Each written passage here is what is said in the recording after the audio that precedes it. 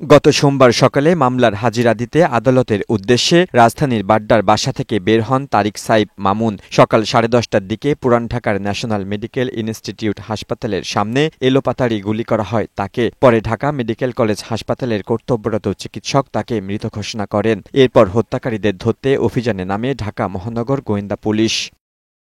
বুধবার সকালে ডিএমপির মিডিয়া সেন্টারে এ হত্যাকাণ্ড নিয়ে এক সংবাদ সম্মেলনের আয়োজন করা হয়। এতে গ্রেপ্তারকৃত হত্যাকারী এবং হত্যাকাণ্ডে ব্যবহৃত উদ্ধার করা অস্ত্র ও টাকা প্রদর্শন করা হয়।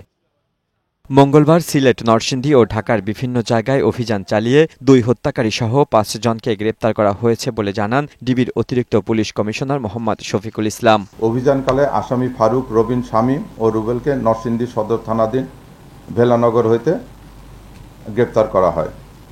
গ্রেপ্তারকৃত আসামিদের তল্লাশিপূর্বক ফারুক ও রবিনের হেফাজতে থাকা 1,53,640 টাকা উদ্ধার করা হয়, যা আসামি ফারুক ও রবিনকে সন্ত্রাসী রনি হত্যাকাণ্ডের পারিশ্রমিক হিসেবে প্রদান করে।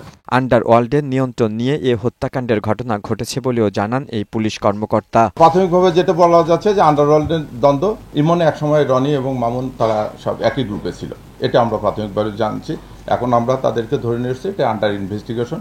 যদি কেউ শীর্ষ সন্ত্রাসী এরকম আরও কেউ যদি জড়িত থাকে, সেটা আমরা তদন্তের মধ্যে অবশ্যই নিয়ে আসবো। এ সময় 13ই নভেম্বর কার্যক্রম নিষিদ্ধ আওয়ামী লীগের ডাকা লকডাউন নিয়ে আইন শৃঙ্খলা বাহিনী সতর্ক অবস্থানে রয়েছে বলেও জানান তিনি। লিওন মীর, বৈশাখী সংবাদ, ঢাকা।